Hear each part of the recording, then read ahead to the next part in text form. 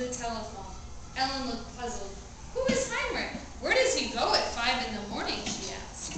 Anne-Marie laughed. "He's my uncle, my mother's brother, and he's a fisherman. They leave very early, all the fishermen, each morning.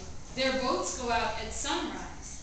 "Oh, Ellen," she went on, "you will love it there. It is where my grandparents lived, where Mama and Uncle Heinrich grew up. It is so beautiful, right on the water. You can stand at the edge of the meadow and look across to Sweden." Oh, gosh, what do we know about Sweden at this time in history? What do we know about it? Tina, yes.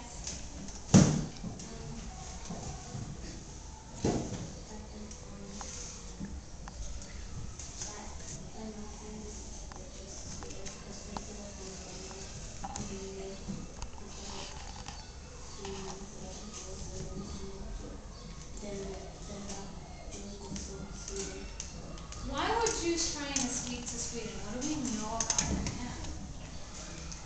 Jessica, what do we know?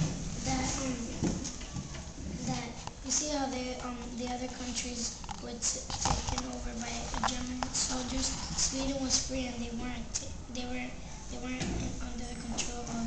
So Sweden would be safe for Jews to go to. So they are going to Uncle Heinrich's house, which is very close to Sweden.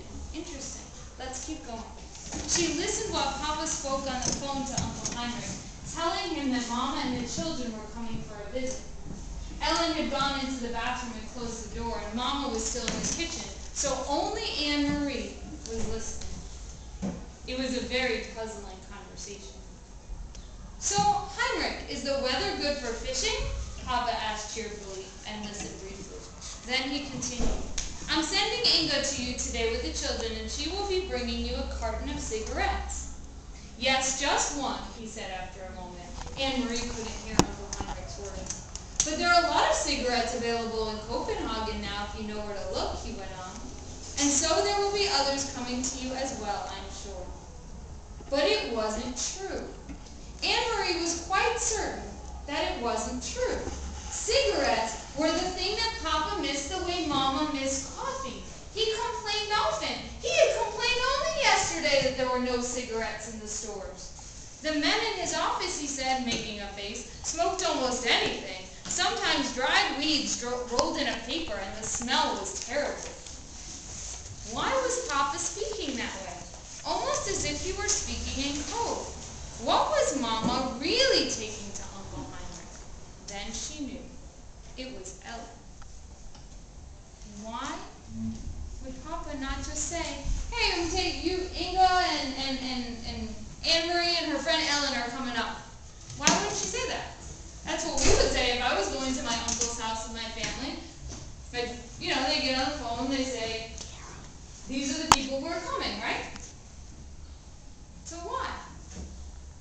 What do you think, Chelsea?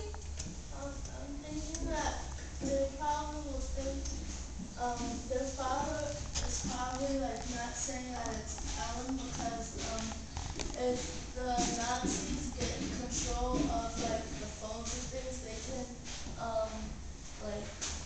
can hear the phone call and what he said. Oh no, and if he said Ellen, that would be a big problem, wouldn't it? But he says there are lots of other cigarettes. Does that mean that there's lots of other Ellens? What does he mean? Hey, Monty? Other Jews. Let's look back at that conversation one more time, and every time it says cigarettes, instead of saying cigarettes, let's say like a Jewish person, okay? So we're going to start on the middle of the page 53 where it says "So Heinrich." Does everyone see that place? Okay. "So Heinrich, is the weather good for fishing?" Papa asked cheerfully and listened briefly. Then he continued, "I'm sending Inga to you today with the children, and she will be bringing you a Jewish person." "Yes, just one," he said after a moment. Anne-Marie couldn't hear Uncle Heinrich's words. "But there are lots of Jewish people in Copenhagen now, if you know where to look," he went on. "And so there will be others coming to you as well, I am sure." Does this make sense? Why would other Jewish people go to Uncle Heinrich's house besides just Ellen? Now, Ellen makes sense. She's friends with Anne-Marie, right? But why all of them? Kenley, what do you think?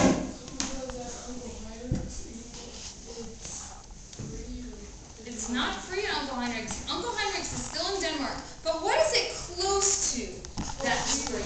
Sweden. Hold on. Because there's another bell that's about to go off, right, Tanina? Which is, what does Uncle Heinrich do for a living?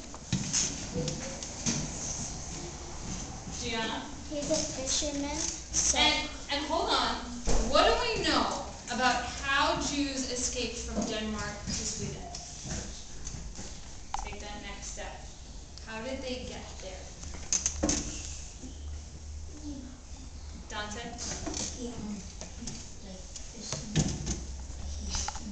How would a fisherman help get them from one place to the other?